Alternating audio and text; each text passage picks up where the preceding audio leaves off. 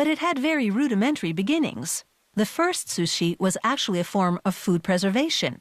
Salted fish was covered in cooked rice and left to ferment for months and even years.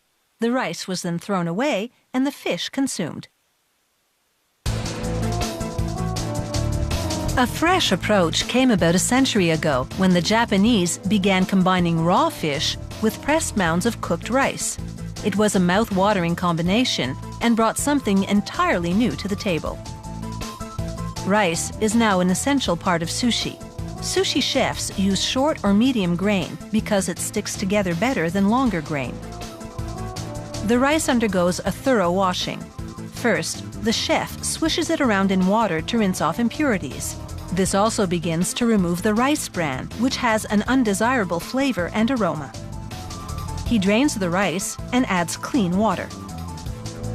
Next, he scrubs it with his palm fairly vigorously to remove more of the rice bran. When the water becomes cloudy from the bran, he changes it again. By now, the water has softened the rice, which makes the grains prone to breakage. So he scrubs them more gently this time to keep the rice grains whole.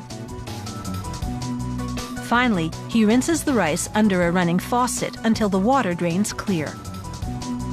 This rice is now thoroughly washed and ready to cook, so he adds an equal amount of water and a splash of sake and plugs in the rice cooker. The previous day, he seasoned rice vinegar with a strip of dried kombu seaweed and left it to soak up the flavors. The flavored vinegar is key to making good sushi rice. It's what makes the rice sticky. He pours the sushi vinegar into the cooked rice and evenly distributes it with a gentle folding motion to keep each grain intact. He fans the rice and the grains dry to a nice sheen. With the rice prepared, it's time for all the raw details. Each fish must be assessed for spoilage or damage. The chef lifts the gills to confirm that the flesh underneath is red and translucent, essentially fresh-looking. He also examines the eyes of the fish. They should be bright and clear. He then prods the skin of the sea bream fish to establish its firm. Once he's satisfied, he prepares the fish, first scraping away the unpalatable and messy scales with a rasp. Next, he uses the thin edge of a one-sided blade to fillet the fish. Razor sharp, this knife cuts cleanly through the fragile flesh. He slices off and discards the head. He then carves the flesh from the backbone.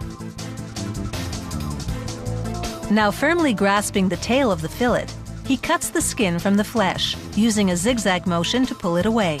This technique leaves no flesh on the skin at all, so that not a morsel goes to waste. Using fishbone tweezers, he extracts all the little bones.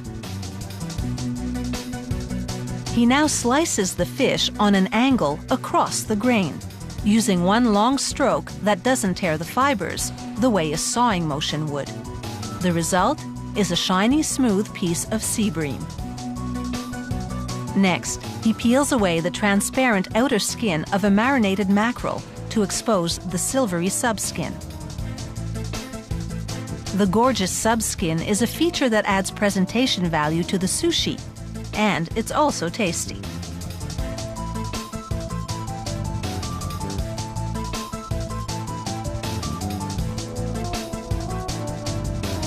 Next, he carves tuna that's been frozen within hours of being caught. This locks in freshness so that when thawed, it's suitable for sushi. And the freezing also kills any parasites in the fish. He chops spring onions into thin rings. They'll be used to offset the strong taste of mackerel sushi. He then mixes water and wasabi powder to create wasabi paste, the pungent condiment that adds kick to sushi. And with all the ingredients prepared, it's time to start rolling. So stay tuned.